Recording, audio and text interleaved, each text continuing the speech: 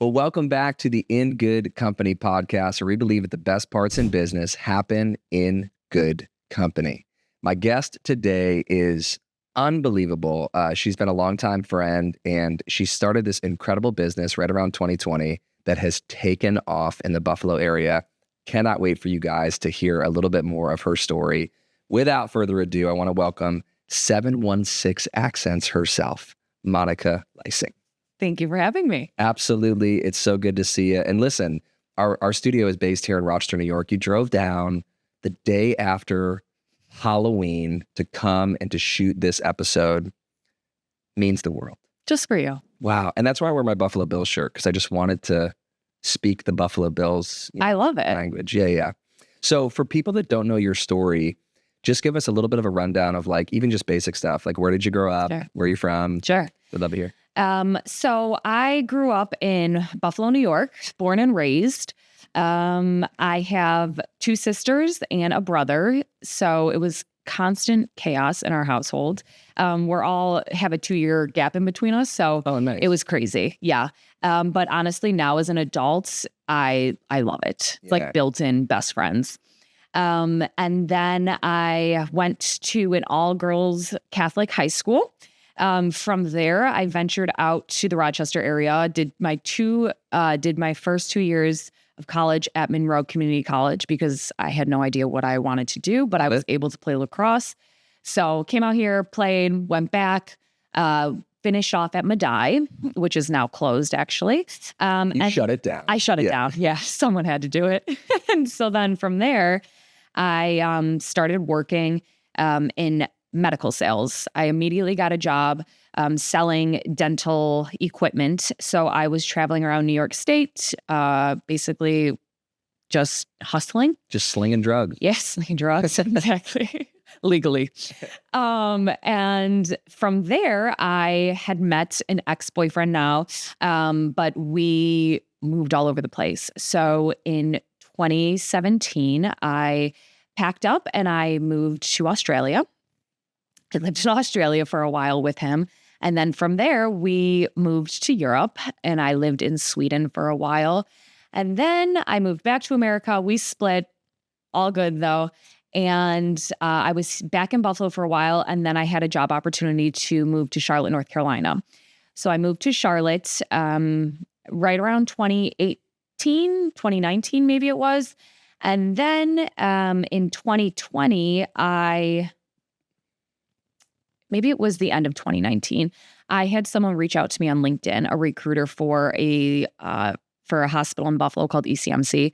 And they reached out and they said, we want to interview you for this position. And I wrote back, I'm so sorry. I live in Charlotte. I'm not interested in moving back to Buffalo. I love Charlotte.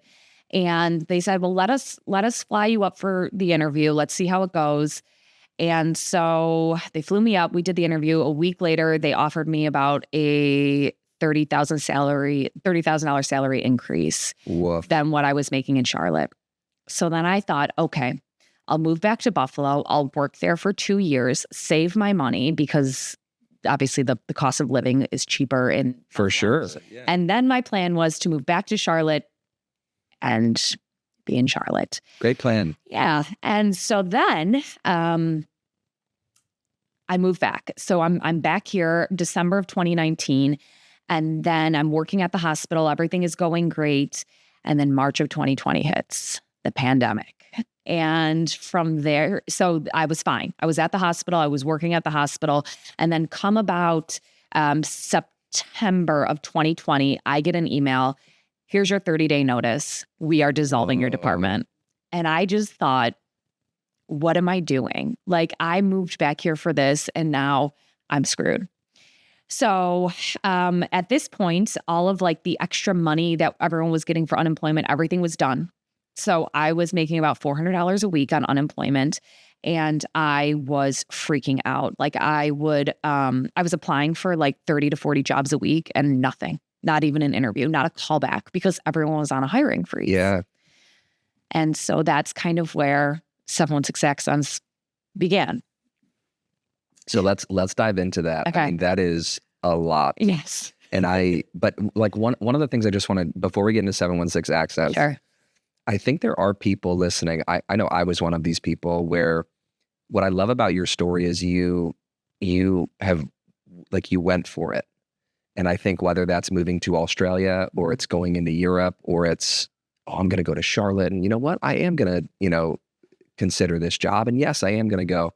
For someone that's listening that maybe just, they keep kind of like flirting with the idea of really going for it. What advice might you have for them? And again, not everyone needs to go move all over the world Sure. or whatever, but what do you think was kind of that reason for you to have that courage back then to really be able to, because part of this question is, I think the courage that was developed in those decisions allowed you the courage to start 716. Yeah. So maybe just talk a little bit about, for again, someone that's listening that is just either lacking courage or maybe they're right on the edge of that diving board, like really considering a jump. What advice might you have for them? Sure. So I think I have two different answers for just life in general and then for business. Love it. So for life in general, at least for me, a lot of things in Buffalo don't change. Okay. And that includes the people. And I mean, there's certain places that I go where it's the same waitresses that have been there for 20 years. Right. Totally. And so I always had the mindset of I can always fall back on home. If I move and it goes wrong, then I move back home and that door will always be open. So I think if you have a community from where you're based, or you just have a really supportive and loving family and friends, or doesn't even have to be blood related family, but just a good support system at your home base, I think that really helps give me the push to make those decisions. And as you can tell by my short story, right, of my life, some of those things didn't work. And that's why I ended up back where I was. But I always knew that it would be okay to go back home. Yeah. So I think as far as life, if you are looking to make a jump, just having a support system that really gives you that okay, made me feel really comfortable. So that was great. And then for business, because when I first started 716 Accents, and we could circle back to this question if you want, but I felt like everyone is so afraid to be judged. Well, everyone's going to talk behind my back. Everyone's going to say I'm going to fail. Who cares? Who are they? Right? You have one life. You have one life. It is you and yourself. And when you die, you will die yourself, right? And so you have to be your number one advocate. You have to be your number one fan. And you have to believe in yourself. And at the end of the day, anyone that is going to pass negative judgment on you, they have their own issues. And so I think if you can push out that outside noise and being afraid of being judged by people, you will succeed.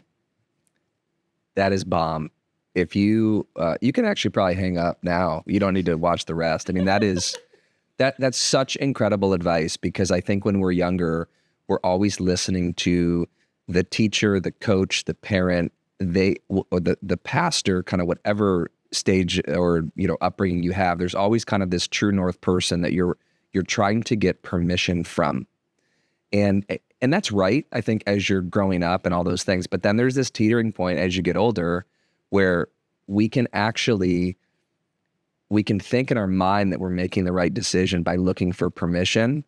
But all we're doing with that is we're declining ownership of our own life. Correct. And so again, what I love about your story is you owned it. Like, hey, this is what I'm going to do. And if I fail, it fails. If I succeed, then don't come congratulating me when you were, talking behind my back or whatever. Absolutely. So let's dive into 716, because again, I love multiple facets of your story, but this has nothing to do with what you've been doing for work over the beginning of this story. So for those that don't know about 716, just what is 716 Accents, and, kind of pick up from your story when when COVID hit, you're applying to all these jobs.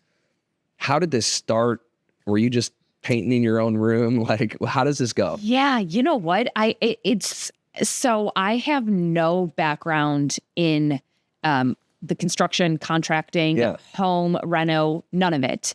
My mom was always somewhat handy, but used a lot of so this was obviously when we were kids, right? Before the internet and all of that. And so she had all the books, right? How to fix a sink for dummies. You know, those books for Yes. dummies. Yes. And so she would try to fix things herself. And most of the time could do it. For her. But I never was interested. Yeah. You know, I didn't want to learn how to. I didn't really care. And so then when the pandemic hit and, you know, after my department was dissolved, I was spending a lot of my time on the internet, right? On TikTok, on Instagram. And I was seeing a lot of these posts of people like DIY or, you know, doing a lot of home projects. And I was like, oh, that's kind of cool. And at the time, my brother had just purchased a house. So we were doing a lot of interior painting and fixing up there. But then one of my girlfriends, she reached out and she said to me, you know, will you do an accent wall in my bedroom? Because I was kind of posting on my regular Instagram, messing around with things. And she said, and if you mess it up, my husband can fix it. And I thought, I don't even know what I'm doing, but okay. So, you know, I'm on YouTube. I, you know, search on YouTube how to use a saw, and I went out and I bought one and basically followed along and learned how to measure, learned how to make miter cuts, you know, different things like that. And I don't even know what a miter cut is, but that sounds awesome. Yeah. So yeah, anyway, I basically taught myself on YouTube, and I figured too, right? Why can't I? Why can't I? Right? The work that I do is hard work, but I'm not doing brain surgery. You know what I mean? I'm not even rewiring someone's home, right? It's for what I do and what my company does, which I'll get into. There's not a high enough risk. Understood.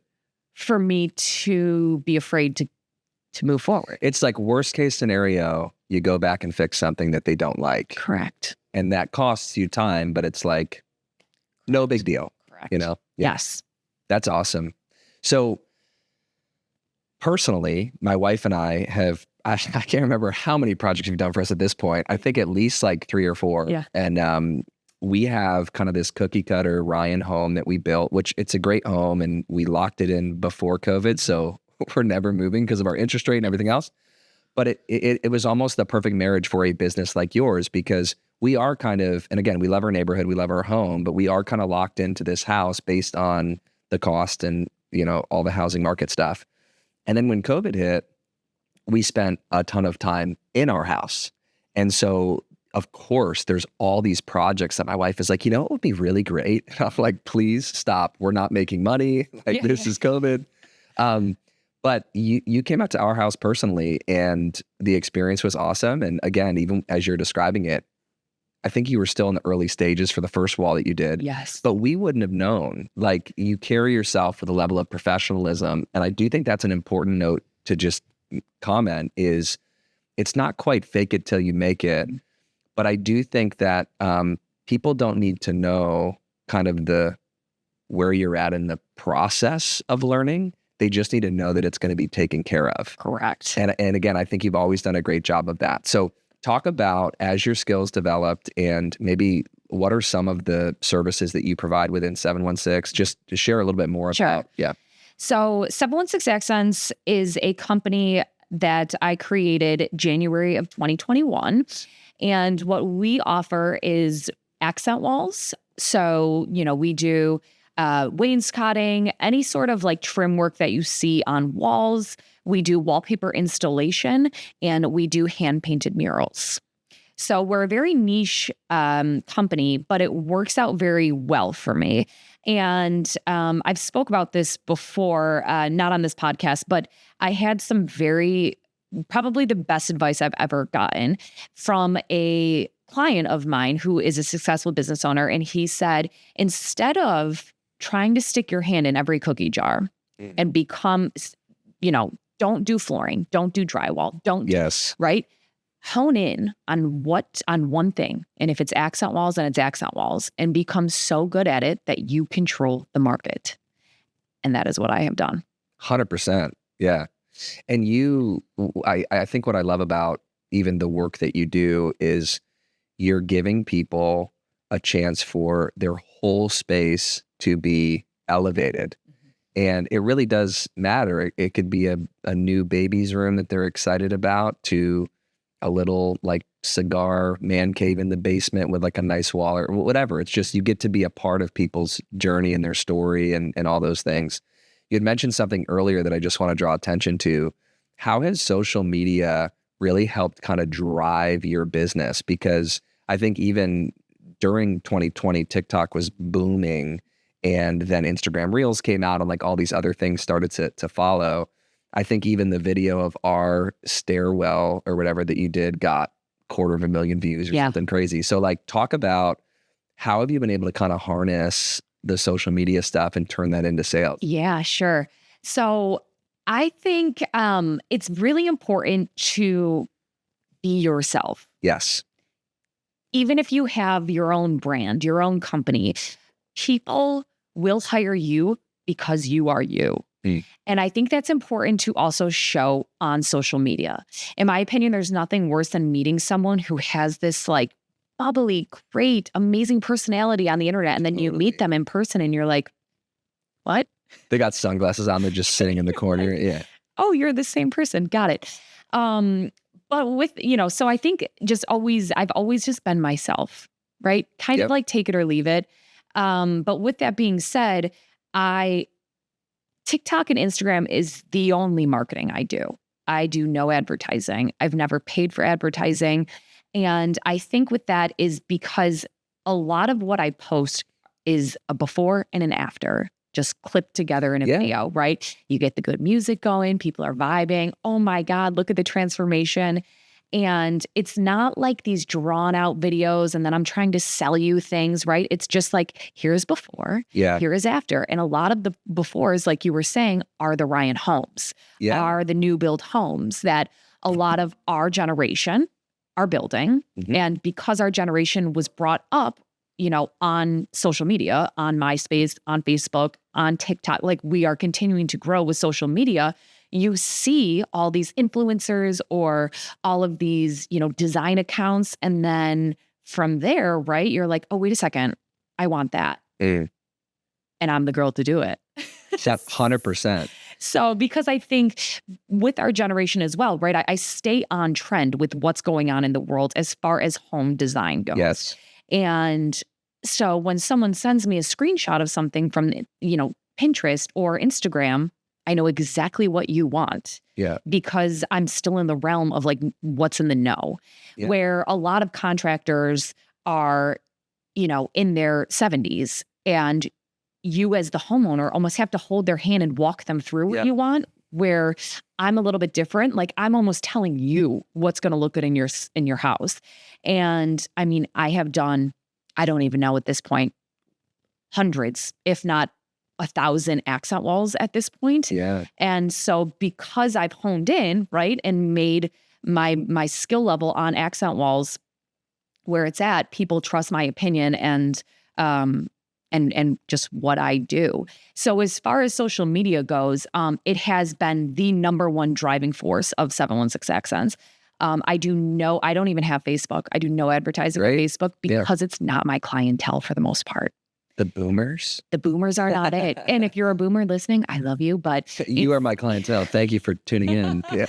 But it's our generation, right? My sweet spot is 30 to, we'll call it 50. Right? You're established enough where you have now purchased your own home. And you also have a little bit of fun money is what I call it, right? I'm not looking for, to demo your whole kitchen, but to make your home your own space. And I think social media has by far been the most successful part of 716 Accents. That's amazing. And just some free social media game for you guys real quick.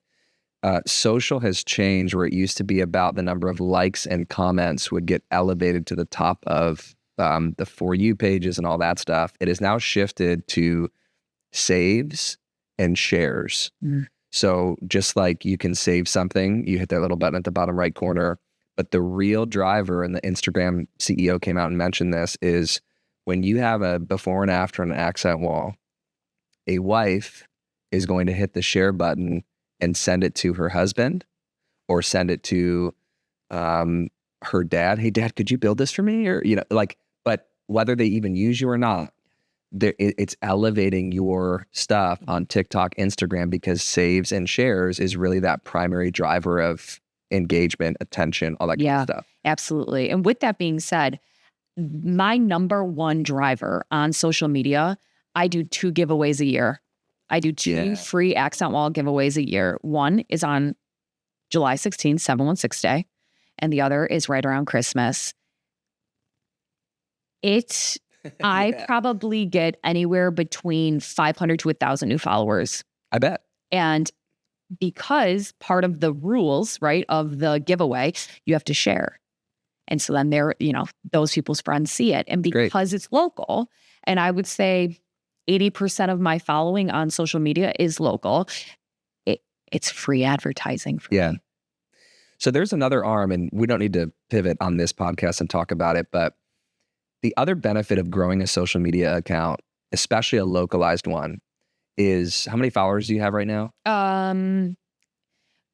Right under 10,000. Amazing. Yeah. So call it a year from now, 2 years from now, you'll be 15K, 20K, and they're really focused in the Buffalo region, right? We had a client that had a video shoot. They were opening up a cookie restaurant or whatever.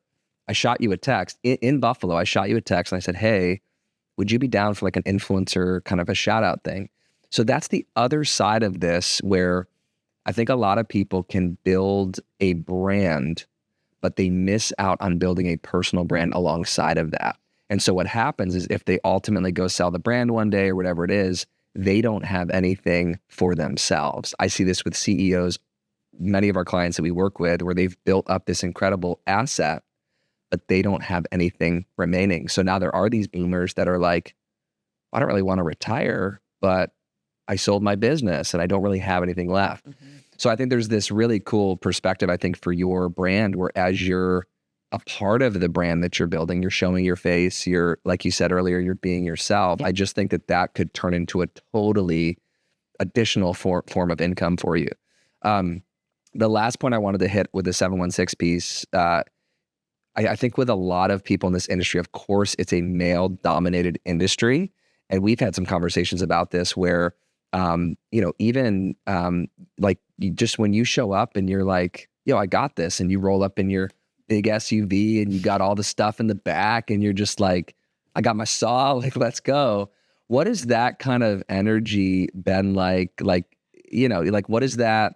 I'm sure people appreciate it or whatever. Yeah, I'm just curious. Yeah. So I would say my biggest driving force and inspiration for 716 Accents is men. Yeah. And the reason for that is because I'm the type of person, and I have the type of personality where if someone takes a shot at me or someone wants to make a jab, especially a sexist jab. Yes. Yeah, you're going down. Yeah. And I have a saw. Yeah. Yeah. And unfortunately, it happens often. Yeah. I'm minding my own business, walking around Lowe's, and I actually have a funny story. So I had a client fly me down to Florida to do a project, and I was down there in Home Depot, and parts of Florida are Florida. And this guy, I'm in line, and this older man, he says to me, I'm standing in front of him, and he says to me, oh, what you doing? Picking up materials for your husband? And I turned around and I said, even though I wasn't, I said, I sure am. You must be doing the same. And he was pissed. Oh, yeah. But I'm like, who are you? And I'm like, you want to take a jab at me? And the thing is like, I knew that jab would hurt him just based off of making an assessment. Yeah. And he didn't say another word to me. And I think you, as a female in this industry, you have to stand your ground. Yeah. Because unfortunately, a lot of men that are also in the construction world, not all, but a handful, They love to talk down to women. They love to make rude comments to you. Yep. Sexist sort of comments, Yeah. flirty. Like, I don't know what it is where they feel so protected to be such jerks inside the walls of Home Depot, but I'm not the one. Yeah. And they learn. Yeah. It's like you're able to kind of speak for, not on behalf of women everywhere, but it's like, yeah, you are tough. Like you've got, I guess the best way I can say it is like you've put in the reps. So when somebody kind of challenges that, it's like, do you even know who you're talking to? Mhm. Like, do you know who I am? Do you know that you do boxing and like other things on the side? It's like, I could destroy you, sir. Yeah. Yeah, it's just I don't know. It helps me kind of pump my ego a bit too, because at the end of the day, I'm like, I could run circles around you, and I do probably. Yeah. And so where before I would maybe get a little sensitive to comments that were made to me, now I'm like, bring it on. Yeah. And so I think with that being said, and because women are just not really in the industry, that's why men are my main motivation. And that's what keeps me going, is making a name not only for myself, but also being a female. And I do think that there are certain things in this world that men and women could never match, physical things. Sure. It's just how it is. But back to my point of like, why not start something if you're afraid to fail? Yeah. Who is telling you can't do it? Who? Like, oh, well, someone might say, or people will make fun of me, or maybe no one will like my post. Who cares? Who? Right? Who? It's you and yourself. And so whenever someone takes a jab at me, especially a man. Yeah. Oh, yeah. It's game on. You're like, I've been waiting for you, sir. Yes. Yeah. Yeah.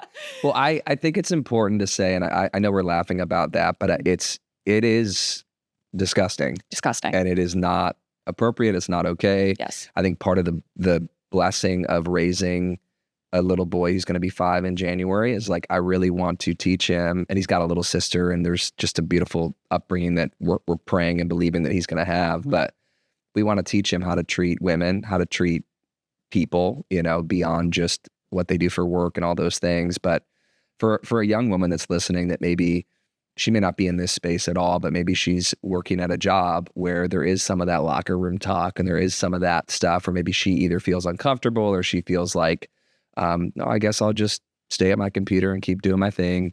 But maybe she's got a dream inside of her. Maybe she wants to launch this business, and or she's got like an Etsy shop that she wants to start, or whatever it is. What advice would you have for someone who's kind of in this position where, again, they're, and we talked about this a little bit earlier, but it's like they're in the early stages of like a developing dream, but maybe they're listening to all the other outside voices. What advice might you have for them? Well, I think if you're listening to this and you are working, or wherever you're at in life, and people are doing kind of that locker room talk or talking down to you, stick up for yourself. Stick up for yourself. If someone has the balls to make nasty comments to you, or be judgmental, then have the balls to stick up for yourself, right? Why is it okay for someone to do that to you? Again, you have to be your number one fan. You have to be your number one cheer. You have to believe in yourself, because at the end of the day, it's just you, right? You were born just you. You will die just you. Yeah. Therefore, you can't have negative talk to yourself. You just have to believe in yourself, because if you don't, no one is going to. Yeah. Right. And so I think that is the number one thing for me, is just believing in yourself. And if you feel as though you really have a passion and a drive for something, do it. You only have one life. Yeah. And if it doesn't work, you know what will always be there? Corporate America. Yeah.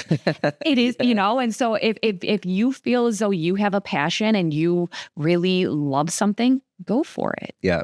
Go for it. And if it doesn't work, maybe it's the wrong time, right? Or maybe you just need to pivot, or maybe it just won't work, but you don't know unless you try. Yeah. You will never know if you are going to succeed unless you try. Yeah.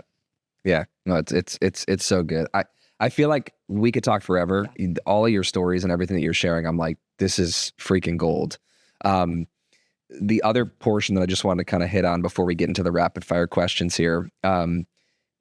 You've had some, like, jumped into a beautiful new relationship. You kind of got some new roles that have developed and kind of come into your life. Talk a little bit about, again, how your business has, not just your business has evolved, but as your personal life is kind of making some changes, how has that affected some of the things that you're doing at 716? Yeah. Wow. That is a great question. So after I started 716 Accents, I was introduced to my current partner, Kevin, and he is absolutely amazing. And I think if I could just say something about our relationship, and if you are a business owner, or if you're listening to this and your partner is a business owner, I think it's extremely important to your success to have a partner who is your right-hand man. And I don't mean that they run the company with you, because Kevin is not involved in 716 Accents, but someone that is your supporter. You need to be with someone who is not jealous of your success, who is your cheerleader, right? Is a sounding board, but isn't necessarily overstepping and telling you what to do, because it is your company, right? And so I think, as far as my relationship with him, with 716 Accents, he has done nothing besides help me grow. And he, he'll give advice if I ask, but sometimes it's also good to just like vent. Yeah. And then he's like, okay, right? Are we good? Like, let's move on. And then, right, where it's not someone that's involved with the day-to-day of 716 Accents. Like, sometimes you just need to vent to your partner, and without them judging you. Yeah. And I think because he's comfortable and confident within himself and for what he does for work, it's not a competition. And that has been great with 716 Accents. So with him, and what Mike was saying is, I now have 2 bonus daughters, is what I like to call them. Kevin has 2 daughters. And so I went from, when I started 716 Accents, I was, living a single life and having fun, and kind of throughout the journey of 716 Accents, single and whatever. And when I met Kevin and we got serious, I basically became a stepmom immediately. And, the girls are 5 and 8. So they're at ages that are fun, but also challenging. And so I think with taking on a role of basically, I'm basically their stepmother 50% of the time. And, without getting into too much personal details, but we do have a very good relationship, co-parenting relationship with their mom. And, they are one of the biggest joys in my life, if not the biggest. And I wouldn't trade them for the world, but with them, right? And the shift of 716 Accents, before they came into my life revolved around 716 Accents. Yes. It was the only thing, right? I had a lot of flexibility. And now, I have them. And when I'm with them, it's them. Yeah. Right. And I think that has been a very hard thing for me. Time management.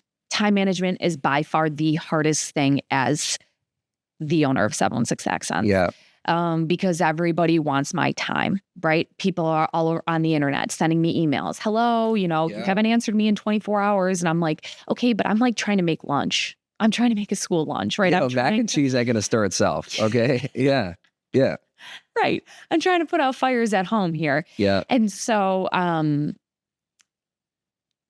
I think with them coming into my life, it has shown me, one, it's helped me learn how to balance my time, but also 2, it has shown me what is truly important. And like you said about G, right? Like, you want to raise him to respect women. Yep. And even though we don't, we have 2 girls, I also want to raise them like, you are going to do what you want to do in life. Absolutely. And no one is going to tell you differently, right? Obviously, respect your elders and everything like that, of course, manners. But yeah, I definitely am very, very vocal about, you can do whatever you put your mind to. And yeah, they're just it has been probably the hardest as far as trying to juggle life. Yeah. And also run a successful business and, also have to deal with employees and things like that. But I wouldn't trade it for the world. Yeah. Yeah. And I think for someone listening who maybe is in this, it's a season, right? I mean, this is a very important word. I think it gets thrown around or whatever, but it is a season right now where they need the support in a very heavy way.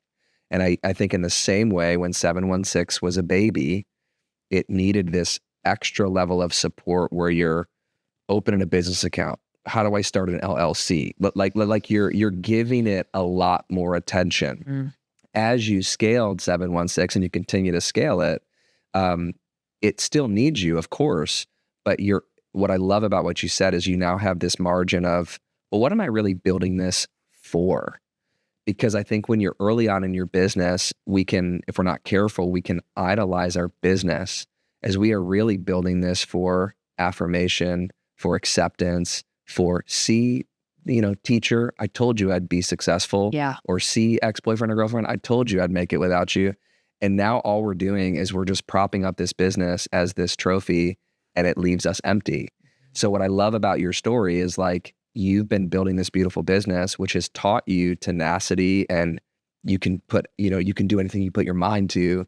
And now when you go talk to these beautiful young girls, you can say, let me use this as an example of you can do what you want to do and all those things. So I'm proud of you. It's absolutely amazing. Thank you. Again, it's been cool to see your journey evolve. And again, selfishly, our house is proud of you and really grateful for all the upgrades. And I'm just trying to get my wife to spend less money, but we'll call you. Yeah, We'll call you soon. I will say, just a cheap sales pitch. The last thing was 716 Accents. My wife is a clean freak. So it's like anybody that comes in the house, put booties on the feet, like drop cloths down, the whole deal. And the unfortunate part about most home projects is they're a week, 2 weeks long. And it's like, we got young kids and there's sanding and there's freaking dust flying all over the house. And it's like, now I got to get my Swiffer out every single day after they leave. Like, that's just the kind of experience that she's had. I don't know. I'm sure not all your projects go like this, but you're in and out. Like, you come in, you get the job done. It's cleaner than it was when we left. And maybe just speak to that point for a second, because the quality of work speaks for itself. Yeah. But the experience with you is like truly world class. Thank you. Wow. Thank you. Yeah. So I think, so with 716 Accents, majority of our projects take one day. And I think that is important because, like you said, you don't want us living in your house and we don't want to live in your house. Right. Yeah. I think too, because I have slight ADHD. For me, it works, right? We're in, we're out. Yeah. Next project. We're in, we're out. Where that's also a driving force as to why I probably would never get into big demo projects, such as redoing a kitchen. Totally. Beautiful work, right? And I'm sure people make good money on it, but I don't want to live in your house for 3 months. Yeah. I don't. I'm sure some houses are great because some, people are great, but there's probably others that are not. Yeah. And, so like you were saying, yeah, we come in, we do what we need to do. We clean up after ourselves. We are minding our own business, right? We have either, we're chit-chatting with the homeowners if they want to, or we have our headphones on, or, we're playing music or whatever we're doing, but we are in our own zone. And we're not, kicking dirt around your house. We're not outside chain smoking cigs, throwing them all over your property. Like I pride myself on that. Yeah. And having a team that stays to the standard that I need them to. It's great. And never once, knock on wood, has anyone ever said like, oh, your employees are rude. Yeah. Your employees are late. Your employees are nasty. Like, I have only had glowing reviews on the personalities of my employees, which is huge. Yeah. And I think because it's very hard in the construction world to find anyone 100%. That's like that. 100%. And we've talked about this too. I think there's this incredible thing too with when you have kind of odd end people in your home, especially if there's like a man there. And I know that my wife is by herself with this guy. Our kids are there. I don't know who that guy is, and I don't know what his reputation is. And I think, again, anyone can do what you do. Anyone can do what I do, but it's how you do it. And it's the comfort and the peace of mind that people have that I think just continues to elevate you. Last part of our podcast, my absolute favorite part, rapid fire hot seat questions. Okay. I'm going to rattle through a couple quick questions and you just got a quick bang response. You ready? I'm ready. It's the hot seat. So okay. Here we go. What is your favorite accent wall color or material right now? Ooh, my favorite color is a color by Sherwin-Williams called Urbane Bronze. I actually used it in your kitchen. It's in my home. It is in your home. Thank you. You're welcome. Wow. And in fact, you probably just gave us the idea and we ran with it. So thank you. If you could design an accent wall for any Buffalo landmark, where would you want to do it? Can I have two answers? Sure. Okay. They kind of go hand in hand. I would love to be able to potentially get a contract with nursing homes. Wow. And also Children's Hospital. Amazing. And I would love to be able to do either some fun wallpaper or hand-painted murals in the spaces of where I think people need that joy the most. Amazing. What's your favorite part about living in Buffalo? The food and the people. Love that. The bills. And the bills, of course. Who would you say is your biggest inspiration as a female entrepreneur? Besides the men? The men is a fine answer. Yeah. Just the uprising. Yeah. I love it. Yeah. I would say that's probably off the top of my head. They inspire me to be the best. I love it. What's one tool in your kit you absolutely can't live without? My level. Got it. Straight lines are very important. Yeah. Do you prefer working with modern, rustic, or vintage styles? If I am doing an accent wall, I like modern. If I am doing a accent wall wallpaper mix, I kind of love a vintage style. Okay. Last question. Describe your business journey in one word.